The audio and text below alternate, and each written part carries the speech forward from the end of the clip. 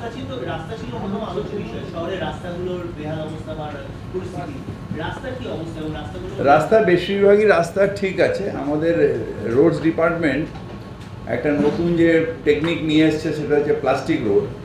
সেটাতে জলে খুব একটা রাস্তা ভাঙছে না, কিন্তু কিছু কিছু রাস্তা আছে যেরকম ধরুন যেখান দিয়ে ক্রেন যায় বা এখন মেট্রো রেলের অনেক রকম কনস্ট্রাকশন হচ্ছে, সেখানে কিছু কিছু রাস্তা ভেঙে গেছে। আমরা ডিসি ট্রাফিককে রিকোয়েস্ট করেছিলাম যে লিস্ট দিতে, ওনারা একটা লিস্ট দিয়েছেন। সেই অনুযায়ী মোস্টলি স্পট হোল্ডগুলো আমরা সব রিপেয়ার করে দিয়েছি। যেরকম শিয়ালদার ফ্লাইওভারের ওপর ট্রাম লাইনটা বেরিয়ে আসছে মাঝে মাঝে, সেটা আমরা কিছুটা রিপেয়ার করেছি, আর কিছুটা বাকি আছে করে দেবো।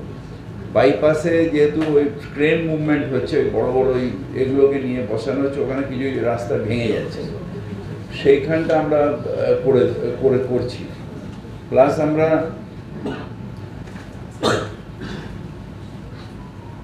আমরা যেখানে যেখানে খবর পাচ্ছি করছি, এবং কিছু রাস্তা আমরা থরও করে দিচ্ছি। তো আমি আশা করছি যে এরকম যদি ড্রাই স্পেল পাওয়া যায়, মহালয়ের আগে আমাদের রাস্তাগুলো হয়ে যাবে, যদি ড্রাই স্পেল পাওয়া যায়। বৃষ্টি হয় নিশ্চয়ই। পিচের শত্রু হচ্ছে জল। যদি আপনি জলের মধ্যে পিচ করে দেন, ওটা চাপড় হয়ে উঠে চলে যাবে। সেদিন আমরা ড্রাই স্পেলের জন্য ওয়েট করছিলাম, কারণ অনেকটা দিন, প্রায় 10-12 দিন কন্টিনিউয়াস বৃষ্টি, কোনো না কোনো সময় বৃষ্টি এবং খুব হেভি রেন হয়েছে। এখন আমরা এই 2-3 দিন খুব ড্রাই স্পেল পেয়েছি। আমরা 24 আওয়ার্স কাজ করছি, এবং এই ড্রাই স্পেল এরকম পেলে আর 7-8 দিনে আর কোনো রাস্তা খারাপ থাকবে না, আমাদের রাস্তাগুলো, কেএমসির রাস্তা।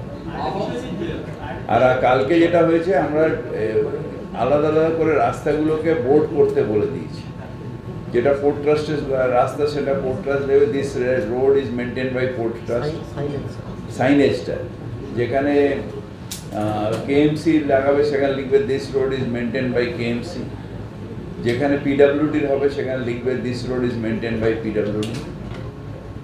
যেখানে কেএমডিএর থাকবে, সেখানে লিখবে this road is maintain by KMDA. যে রাস্তা এইচআরবিসির থাকবে, সেখানে লিখবে this road is maintain by HRBC. এইগুলো আমরা করতে বলেছি। এবং এইচআরবিসিও কালকে আমাকে বললো যে ওই এইজিস পোস্ট ফ্লাইওভার, তারপর সেকেন্ড হুগলি ব্রিজের অ্যাপ্রোচে অনেকগুলো খারাপ রয়েছে, অলরেডি ওরা রিপেয়ারিং স্টার্ট করেছে।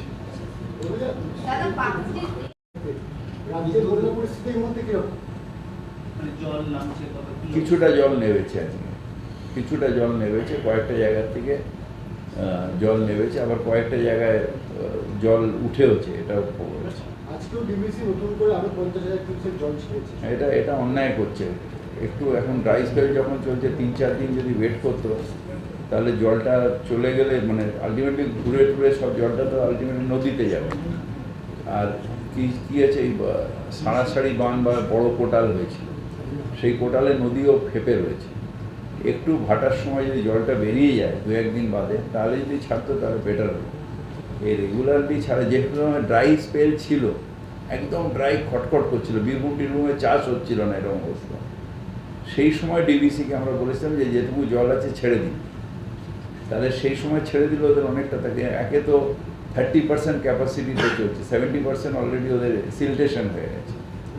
শুধু 30%, মানে আমাদের এই ড্যামটা যেটা বীরভূমের কাছে,